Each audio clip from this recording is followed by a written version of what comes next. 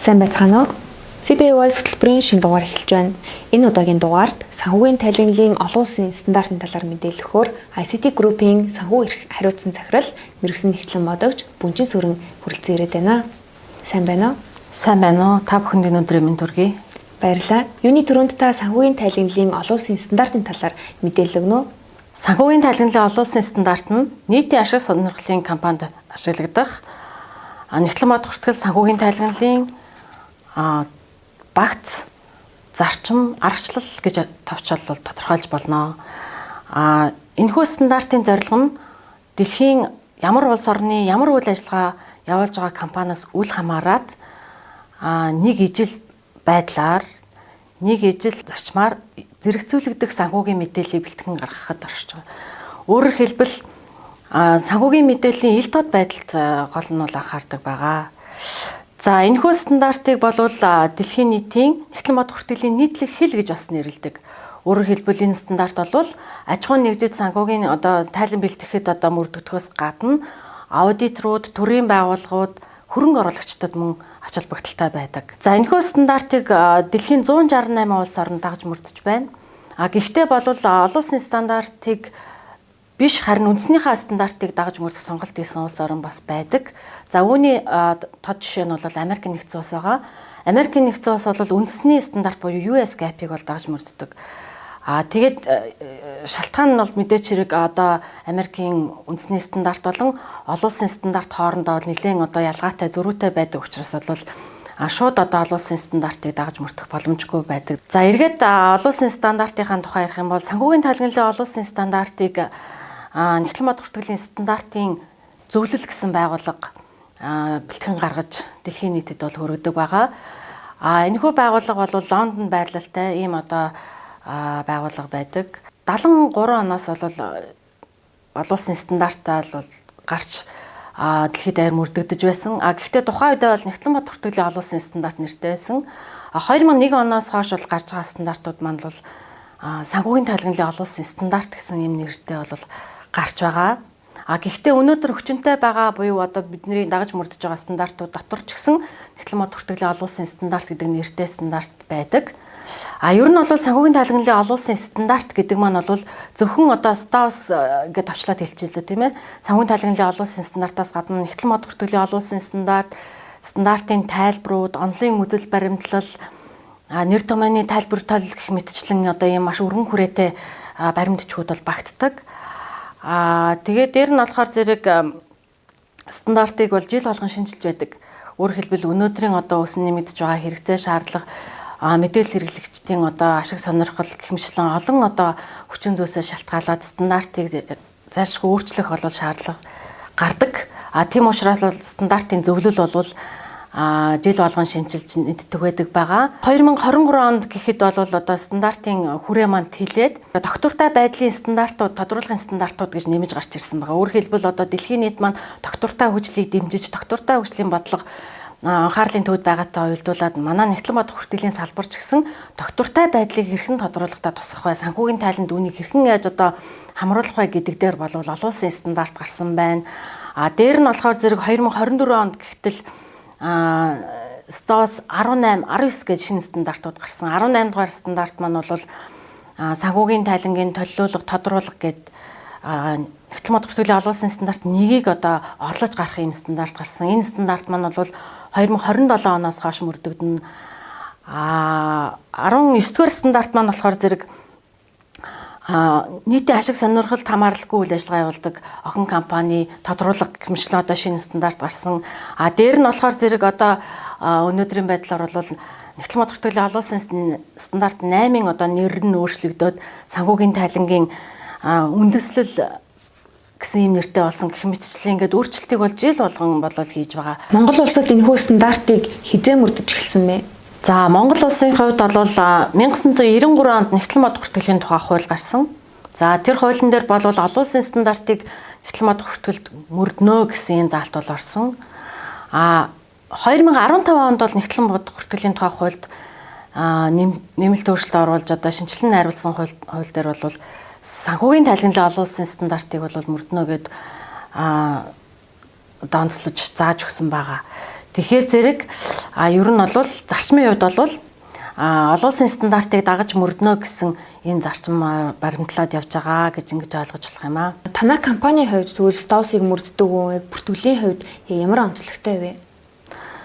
За манай ICT Group хаалттай хувьцаат компани маань бол манай Монгол улсад үйл ажиллагаа явуулж байгаа мэдээллийн технологийн ахтагч үндэсний компаниудын нэг байгаа. За манай компани гол одоо зорилго гэдэг юм уу, үйл ажиллагааны гол одоо онцлог юу вэ гэхээр зэрэг мэдээллийн технологийн экосистемыг бүрдүүлэхэд анхаарч ажиллаж байгаа, чиглэж ажиллаж байгаа. Тэгэхээр зэрэг өөрөөр хэлбэл одоо мэдээллийн системийн мэдээллийн технологийн олон одоо чиглэлүүдийг нэгтгэж хүчээ нэгтгэх ийм үйл ажиллагаа явуулж байгаа. Нэгтлэн бодох хүртгэлд одоо ямар нөхцөл байдлыг үүсгэж ийнэхээ зэрэг бид нар бол олон компаниудын нэгтгэлийг одоо хийх мөн түүнчлэн бол мэдээллийн технологийн одоо янз бүрийн олон талтай үйл ажиллагааг STOS-ын дагуу хэрхэн одоо бүртгэж санхүүгийн тайлангаа бэлтгэх вэ?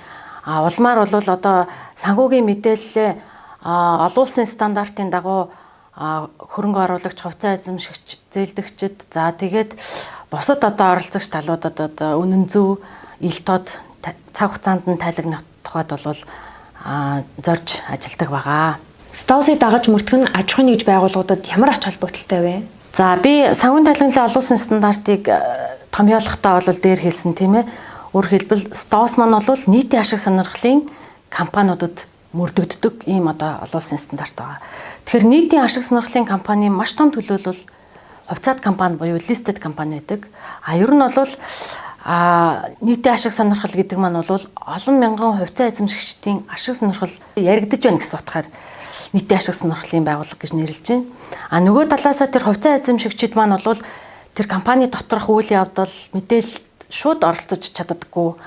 Шууд мэдээллийг авах одоо боломж нь хязгаарлагдмал байдаг учраас бол хууль эрх зүйн хүрээнд одоо тогтолцооны хүрээнд бол аудитор зохицуулах байгууллага гэх мэтчлэн бусад одоо оролцогч талуудыг бол ажилуулдаг байгаа. Тэгээ эцэст нь бол нөгөө мэдээлэлээс хол байгаа хувьцаа эзэмшигчид маань бол мэдээлэл үнэн зөв гэдэгт итгэж үнэмших. Улмаар бол санхүүгийн одоо компанийн хувьд санхүүгийн байдал нь ямар байгаа вэ? Миний оруулсан хөрөнгө оруулалт өргөөж өгөх үгүй юу? Би хувьцаагаа зарах үгүй юу гэх мэтлэн маш чухал том шийдвэрүүдийг гаргахад бол энэ санхүүгийн тайлан, санхүүгийн мэдээлэл бол нэн чухал байдаг. Тийм болохоор зэрэг мэдээч хэрэг ямар нэгэн стандартын дагуу гаргасан л мэдээлэлд бол бид нэр итгэж үнэмшин, хувьцаа эзэмшигчид итгэж үнэмшин. Тэгэхгүй бол одоо хувьцаа худалдаж авахгүй нөгөө өрнгийн одоо биерж ажиллахгүй санхүүгийн одоо зах зээл гэдэг зүйл маань бол гол төрлөөрөө явахгүй болж таарна. Тийм болохоор зэрэг энэ санхүүгийн тайлгналын олон улсын стандарт түүнийг одоо хэрэгжүүлэх явдал бол хувьцаат компаниудын хувьд бол нэн тэргуунд тавигдах маш чухал одоо амин чухал шаардлага юм аа. Тийм ч учраас бол одоо санхүүгийн мэдээллийг заавал нийтэд нээлттэй байлгах энэ маань эргээд нөгөө боломжит буюу одоо нөгөө хувьцаа авах уу явах уу гэд бодож байгаа хөрөнгө оруулагчдын хувьд ч гэсэн потенциал одоо potential investors гэж байгаа шүү дээ тийм ээ боломжит одоо хөрөнгө оруулагчдын хувьд ч гэсэн асар чухал байдаг. Тийм учраас бол энэ санхүүгийн тайлгналын олон улсын стандартыг зайлшгүй хувьцаат компаниуд бол дагаж мөрдөх ёстой гэдэг ийм одоо шаардлага бол тавигддаг байгаа. Бас нэг зүйлийг тодруулж хэлэхэд бол санхүүгийн тайлгналын олон улсын стандартад бол дэлхийн ямар улс орнд ямар үйл ажиллагаа явуулж байгаас үл хамааран бүгдөө л дагаж мөрдөх юм одоо зарчим байгаа. Аж ахуйн нэгж байгууллагад одоо байж болох нийтлэг асуудлууд бүгдөө стандартад тусгагдсан байдаг. Тухайлбал параметрал, үндсэн хөрөнгө, битус хөрөнгө, мөнгө өрнг, мөнгө мүлгээний тайлан гэх мэт ийм стандартууд бол байдаг. Үүнээс гадна тухайлсан одоо онцлог салбарын одоо бүртгэлд хамааралтай одоо юу гэдэг даатгал хөдөө аж ахуйн стандартууд байдаг гэх мэтчлэн. Дээр нь болохоор нөгөө санхүүгийн байгууллагууд маань бол нийтийн ашиг сонирхлын бас байгууллагын гол төлөөлөл байдаг тийм ээ. Тэгэхээр санхүүгийн байгууллагууд маань бол гол мөрдөх стандартууд бол санхүүгийн хэрэглүүртэй холбоотой гэж бүрэн олон стандартууд байдаг. Дээр нь болохоор зэрэг татвартай холбоотой татварын одоо төр зөрөө одоо байнгын зөрөө бүртгэх 12 дугаар стандарт гэж байдаг гэх мэтчлэн.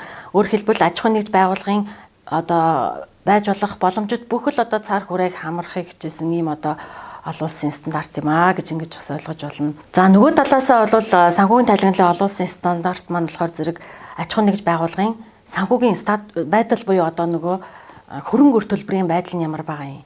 Нөгөө талаасаа санхүүгийн үр дүн буюу орлого зардал нь ямар байгаа юм. Мөнгөн урсгал нь ямар байгаа юм бэ гэдгийг бол бүртгэж тайлагнах тухайд бол тусгайсан одоо стандартууд, заалтууд, шаардлагууд бол багтаасан байдаг. Энэ үднээсээ бол нөгөө хувьцаа эзэмшигчид маань бол одоо компанийнхаа тухай маш иж бүрэн мэдээллийг бол авах боломжийг бүрдүүлж шаардлага тавьж байна гэж ингэж ойлгож болох юм аа. Тийм болохоор зэрэг стандартыг бол бид нэр зөвхөн одоо ганцхан хүрээнд биш маш өргөн хүрээнд тэгээд дээр нь болохоор үйл ажиллагааны ямар ч чиглэлээс үл хамааран бүхэл компаниудад мөрдөгдөх юм байна гэж ингэж ойлгож болох юм. Баярлалаа. Одоо манай хөтөлбөрт санхүүгийн зохицуулах хорооны үнэт цаасны газрын бодлого зохицуулалтын чиглэлийн ахлах референт Инхбатар ярилцгаар хүрэлцэн ирээд байна. Сайн байна уу? Танд энэ өдрийн мэндийг хүргэе. За сайн байна уу? Энэ тэмээдийг хүргье. Санхүүгийн зохицуулах хорооноос санхүүгийн мэдээллийн ил тод байдлыг нэмэгдүүлэх, санхүүгийн тайлагналыг сайжруулах зорилгоор ямархуу ажлуудыг хийж байгаа вэ? За санхүүгийн зохицуулах хороо бол одоо усан хурлын харьяа байгууллага, хөрөнгө оруулагчдын үйлчлүүлэгчдэд эрх ашиг хамгаалах, санхүүгийн дотоод байдлыг хамгаалах. За мөн дээр нь одоо банкнаас бусад санхүүгийн байгууллагуудын одоо зохицуулах одоо ийм чиг үндсэн одоо чиг үүрэгтэй. Тэгэхээр хорооны хувьд бол хөрөнгөний зах зээл дээр үйл ажиллагаа явуулж байгаа хувьцаат компаниуд, за үнцасны зах зээл зохицуулалттай үйл ажиллагаа явуулж байгаа нийт одоо байгууллагуудад бол мэдээллийн ил тод байдлыг одоо хангуулах, за хууль тогтоомжийн хэрэгжилтийг хангуулах зэргээр бол одоо эргэцэн түвшинд бол одоо бодлогын дүрм журмуудыг гарган бол ажилладаг. За жишээлбэл хэлэх юм бол 2021 онд бол хорооны зүгээс бол үнцасны бүртгэлийн журмыг шинжилсэн. За энэ журам бол хуучин бол үнцасны бүртгэл болон компани бондын журмыг бол давхар зохицуулдаг байсан бол 21 оны шинжилгээр бол үнцасны бүртгэл болон компани одоо өрийн эрсдлийн журмыг бол тусад нь одоо салгаж хоёр зохицуулалт болгосон. Ингэснээр одоо бүтээгдэхүүний төрлөөсөө хамаарат бол ойлгомжтой хэрэглэгч болон үнцас гаргагчтай бол илүү тодорхой бол болсон байгаа даа. За яг одоо мэдээлэл тод байдалтай зохицуулалтын талаар одоо дурдах юм бол олон улсын санхүүгийн байгууллагууд болон одоо олон улсад түгээмэл хэрэглэдэг одоо маягтжуулсан мэдээллийн тод байдлуудыг ялангуяа үнцас гаргагч компаниуд дээр ингэснээр яг олон улсын одоо түвшинд байдаг одоо мэдээллүүдийг хөрөнгө оруулагчид тухай болон тогтоосон хугацаанд мэдээлэх ийм одоо чиг үүрэгтэй болсон бол байгаа. Өмнөх одоо 2021 оноос өмнө бол хэдийгээр одоо мэдээллийн тод байдлын чиг үүрэг хэрэгждэг байсан ч гэсэн яг үйл ажиллагааны түвшин за санхүүгийн тайлагны хувьд бол бас учир дутагдaltaй зүйлүүд үлээсэн. Энэ удаагийн одоо бүртгэлийн журмын өөрчлөлтөөр бол яг үнцас гаргагчийн хувьд бол хөрөнгө оруулагч хувьцаа эзэмшигчтэй одоо чиглэсэн мэдээллүүдийг бол одоо олон улсын жишгийн дагуу заасан одоо 9 төрлийн одоо мэдээллийг бол мэдээлдэг одоо ийм хэлбэр бол хэрэгжүүлэл явж байна. Одоогийн байдлаар бол хөрөнгөний бирж дээр бол 173 одоо бүртгэлтэй хувьцаат компаниуд байна. Тэгэхээр энэ хувьцаат компаниуд бүгд одоо энэ үнцасны бүртгэлийн журам заасан мэдээллийн одоо ил тод байдлыг бол дагаж санхүүгийн тайлагнал за үйл ажиллагаагаа бол за энэ одоо журам заасны дагуу бол одоо мэдээлж ил тод бол явдаг л байгаа. Манай улсын хувьцаат компаниудын хувьд стандартын мөрдөлт өнөөдөр ямар түвшинд явж байна вэ? За яг одоо үнцасны зах зээлийн тухай хууль, үнцасны бүртгэлийн журам, за мэдээж хэрэг нягтлан бодог бүртгэл болон аудитын тухай хууль тогтоомжууд бол Монгол Улс төр хүчин төгөлдөр мөрдөгдөд эхэлж байна. Хөрөнгөний зах зээл дээр үйл ажиллагаа явуулж байгаа үнцас гаргагч буюу биржид бүртгэлтэй хувьцаат компаниас гадна нийт одоо зохицуулалттай үйл ажиллагаа явуулж байгаа этгээдүүд маань бол заавал одоо санхүүгийн тайлагналаа бол Стовск буюу санхүүгийн тайлагнал олон улсын стандарт заасны дагуу тайлагнадаг ийм одоо хууль одоо чиг үүрэгтэй бол байгаа. Тэгэхээр одоо нийт одоо Монголын хөрөнгөний биржтэй бүртгэлтэй 173 хувьцаат компани бол яг энэ жишгийн дагуу санхүүгийн тайлагналд бол явдаг гэж ойлгож болохоор байгаа. За хувьцаат компани бол одоо хязгаарлалт хайрцагтай компаниас ялгаатай. Ягаад бол олон нийтийн өмчлөлт байдаг. Хувьцаа эзэмшигч хөрөнгө оруулагчтай олонтой мэдээллийн ил тод засаглалын хувьд бол олон чиг үүрэл хүлээдэг үл байгаа. Тэгэхээр компани засаглалын кодекс бол бас санхүүгийн зохицуулах хорооноос шинжилэн баталсан. Энэ засаглалын кодекс бол олон улсын жишгт бас нийцүүлээд ялангуяа одоо тууз, за үйл ажиллагааны хувьд, за тууцын дээр дэд хороод хөрөнгө оруулагч хувьцаа эзэмшигчтэй хэрхэн харилцах уу, яаж мэдээлэх үү гэдэг талаар бол бас одоо ойлгомжтой чиг үүрэг нэмэгдүүлсэн. За 2023 оны одоо эхний улирлын байдлаар бол нийт одоо 104 энэ компани засаглалын тайлангаад ирүүлсэн байгууллагууд одоо үнэлгээ авч үзэхэд бол одоо нийтээ эхний ээлжинд бол 53.3% одоо гүйцэтгэлтэй бол гарсан бол байгаа. За мөн мэдээж хэрэг дээр нь бол үнцасны бүртгэлийн журмд бол за үнцас гаргагчийн бол одоо энэ мэдээлэх тайлагналыг бол хугацаа тогтоосон хугацаа болон тухай бүр одоо мэдээлэх гэдэг л ангилсан. Тэгэхээр яг энэ дагуугаа бол мэдээлэлд бол явж байгаа гэсэн үг. Өөрөөр хэлэх юм бол яг энэ одоо нийт мөнгөний зах зээл дөрвөлж байгаа этгээдүүдийн бол санхүүгийн тайлагнлын хувьд бол за ер нь бол бас хангалттай түвшинд тайлагнаад явж байна гэж хэлж болохоор байгаамаа. Хувьцат компаниудын санхүүгийн тайлагналд ямар шаардлагууд тавигддаг вэ? Компаниуд юун дээр анхаарах шаардлагатай вэ? За хувьцат компанийн хувьд бол зөвхөн хууль тогтоомжоор хүлээсэн үүргээ хэрэгжүүлээс гадна бол мэдээллийн ил тод байдлыг бол үнцаасны зах зээлийн тухай хууль болон хорооноос баталсан үнцаасны бүртгэлийн журам мөн арилжаалах байгууллагуудын баталсан бүртгэлийн журам мэдээллийн ил тод байдлын журамдад заасан шаардлагын дагуу тухай бүрэл заавал мэдээлнэ. Мөн зөвхөн санхүүгийн тайлагнаас гадна бол үйл ажиллагааны жилийн болон хагас жилийн үйл ажиллагааны тайлбар гаргах ёстой. Энд бол доторх бүтцэд нь бол тухайн бизнес эхэлж байгаа үнцаас гаргагчийн хувьд бол хагас жилийн эцэст юу хийснэ тайлагнаас гадна бол сонирхлын төсвөлтэй хэлцлүүд, их хэмжээний хэлцлүүд, за бизнес төлөвлөгөөний дагуу хэрэгжүүлэх ажлууд нь хэр гүйцэтгэлтэй явж байгаа юм. За мэдээж хэрэг Стовскийн дагуу санхүүгийн тайлагнууд тайлагнана. За дээр нь бол яг үнцаас гаргагчдын хувьд бол дүрм журам эрх бүхий байгууллагаас баталсан дүрм журам хууль тогтоомж заасан мэдээлэх ёстой үүргэд бол тухай бүр мэдээлэх төр илүү анхаарах ёстой.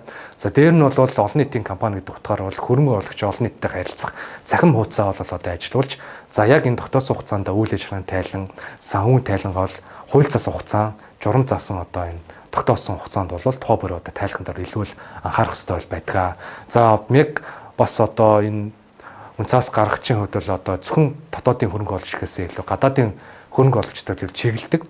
Тэгэхээр мөн энэ үйл ажиллагааны тайлангаа бол бас англи хэл дээр ч гэдэм үү бас нэмэлт байдлаар ингэж гарах нь бол гадаадын хөрөнгө оруулагчдыг татгаад бол илүү бас төхөн байдаг гэдэг бол бас зөвлөх нь бол бас зөв баха. Төгсгөлт нь яг бас ингээд дүгнэлт хэлэхэд бол ер нь Монголын хөрөнгөний биржтэй бүртгэлтэй нийт хувьцат компаниудын үйл ажиллагааны тайлан болон санхүүгийн тайлаг нь бол Монголын хөрөнгөний биржийн сайтан дээр бол тухай бүрэл тавигддаг. Тэгэхээр олон нийт хөрөнгө оруулагчид бол тухайн сонирхсан компанийнхаа талаар мэдээлэл илүү авъя. Санхүүгийн үйл ажиллагаа гүйцэтгэхтэн талаар мэдээлэлтэй болъё гэх юм бол хөрөнгөний биржийн сайтанд бол хандаад орж үзээ та бүхэн бол бас яг энэ санхүүгийн тайлан дээр нь дүн шинжилгээ хийх бол боломжтой нээлттэй байдаг гэдэг бол бас хэлмээр байна. За ингээд агаал хандсан намайг баярлалаа. Мэдээлэл өгсөн танд баярлалаа. Харин бид сангийн сайдын дэргэдэх Нэгтлэн бодох бүртгэл аудитын стандартын хорооны гишүүн Монголын мэргэжсэн Нэгтлэн бодогчдын институтын стандартын менежер Бадам хандтай ярилцах гэж байна. Сайн байна уу? Сайн байна уу? Монголын мэргэжсэн Нэгтлэн бодогчдын институт санхүүгийн тайланлын олон стандартыг бол байнга орчуулж олон нийтэд хүргэдэг. Хамгийн сүүлд яг ямар стандарт шинээр гарсан бэ? За анх энэ ажлыг бол 1996 онд 1994 оны олон улсын Нэгтлэн бодох бүртгэлийн олон улсын стандартыг орчуулж хэвлэснээр эхэлж байсан.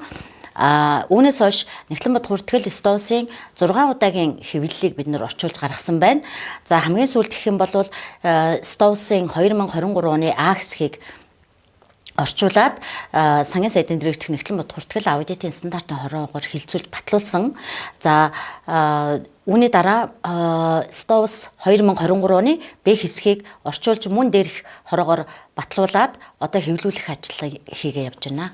2023 оны стандартад ямар өөрчлөлтүүд орсон бэ? Таны талаар мэдээлэл өгнө үү? Ер нь бол юуны өмнө стандартын өөрийнх нь нэршил бол өөрчлөгдсөн байгаа. Өмнө СТОВС стандарт гэдэг байсан бол одоо СТОВС Нэгтлэн бодох бүртгэлийн стандарт гэж нэрлэдэг болсон. За түүнээс гадна өмнө нь дандаа олон жилийн хүрэн өнгийн хавцтай явж исэн энэ хавцны дизайн зураг нь бол өөрчлөгдсөн байгаа. За агуулгын хувьд бол чухал гэж үзсэн 100 хэдэн стандартын өөрчлөлтийг товч дурдъя гэж бодож байна. За энэ нь бол нэгдүгээр Нэгтлэн бодох бүртгэлийн олон улсын стандарт нэг уу санхүүгийн тайлангийн төлөвлөлт байгаа.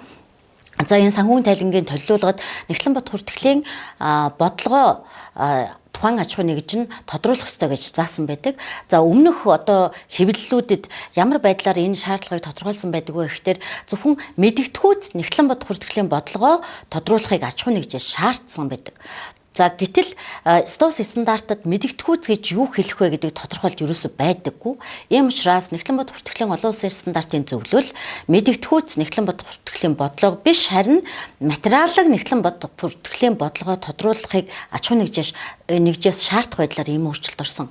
Материалыг болон материалыг байдал гэдэг нэр томьёо санхүүгийн тайлгнлын олон улсын стандартын онолын үзэл баримтлуулан 1-р болон 8-р стандартад тодорхой заасан байдаг. Тэгэхээр материалыг гэдгийг энэ 23 оны стандартад бол ямар байдлаар одоо тодруулахыг заасан байна вэ гэхтэр аж ахуйн нэгжийн зөвхөн материалыг нэгтлэн бод хүртгэлийн бодлогоо тодруулнаа гэж заасан байна. Мөн өөрөө тухайн ажил гүйцэтгэх үйл явдал бусад нөхцөл байдал нь материалыг бус байгаач гэсэн тухайн ажил гүйцэтгэх үйл явдал өөрөө материалыг шинж төлбийг илэрхийлж байвал тийм одоо мэдээллийг мөн материалыг гэж үзнэ гэдэг байдлаар ийм өөрчлөлт орсон байгаа. Дараагийн өөрчлөлт нь бол нэгтлэн бод хүртгэлийн олон улсын стандарт 8 буюу нэгтлэн бод хүртгэлийн бодлого, нэгтлэн бод хүртгэлийн тооцооллын өөрчлөлт ба алдаа гэсэн стандарт байгаа. За энд ямар өөрчлөлт орсон бэ гэхээр нэгтлэн бод хүртгэлийн тооцооллын өөрчлөлт гэсэн нэр томьёо өмнөх хэвлэлүүдэд байсан. Харин 23 оны стандартаас эхлээд нэгтлэн бод хүртгэлийн тооцооллын өөрчлөлт гэдэг нэр томьёо бүр мөсөн хасагдаад зөвхөн тооцооллын өөрчлөлт юу гэж юу хэлэх вэ гэдэг тодорхойлолт орсон байгаа.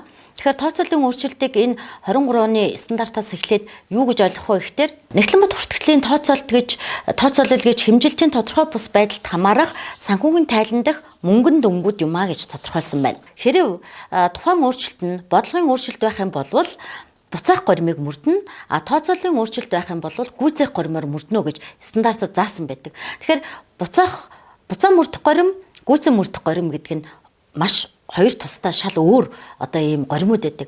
Тэгэхээр хэрэв тооцооллын өөрчлөлтөө эсвэл нэгтлэн бод хүртгэлийн бодлогын өөрчлөлтөө алин болохоо тодорхойлж одоо чадахгүй байгаа тохиолдолд ямар одоо эрсдэл үүсэх вэ гэхээр саяын одоо шаардлагыг эсрэгээр нь одоо ашиглах ч юм уу ийм одоо хүндрэл үүсдэг учраас яг энэ 23 оны хэвлэлээс эхлээд тооцооллын өөрчлөлтийг маш ингэж нарийн ялгаатай тодорхойлт байдлаар оруулж өгснөөр онцлог байна. Дараагийн өөрчлөлт нь нэгтлэн бод хүртгэлийн олон улсын стандарт 12 орлогын албан татварт хасагдах төр зөрүүний хувьд хойшлогдсон татварын хөрөнгө гэж хүлээн зөвшөөрөх ажил гүйцэтгэхний талаар нэмэлт өөрчлөлт орсон байгаа. Өөрөөр хэлбэл хасагдах төр зөрүүний хувьд хойшлогдсон татварын хөрөнгө гэж хүлээн зөвшөөрөхгүй байх ажил гүйцэтгэнд тэнцүү дүнтэй татвар ногдох ба татвараас хасагдах төр зөрүү үүсгдэг тийм ажил гүйцэтгийг нэмж оруулсан байгаа. Дараагийн бас нэг өөрчлөлт нь бол STOS 16 буюу түрээсийн гэрэн дээр байгаа. За энд бол COVID-19 цар тахлын шууд үр дагавраас үүссэн бөгөөд